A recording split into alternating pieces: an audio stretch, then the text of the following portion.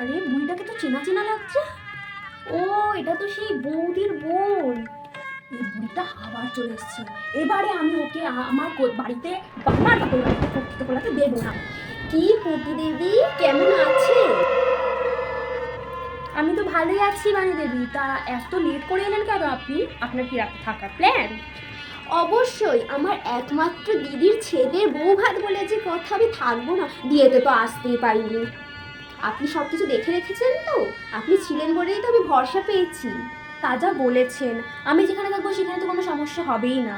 তা আপনি আপনার একমাত্র দিদির ছেলের বউকে কি দিলেন? এখনো দিইনি, তবে এই যে দেখছেন আমাদের খানদানি বংশগত হীরের এই নেকলেসটা, এইটাই আমি দেব। তা আপনি কি দিয়েছেন পুটি দেবী? তা আমি তো একটা সেই সোনার কঙ্গল নিয়েছি গো। না গো নজর বৌমা,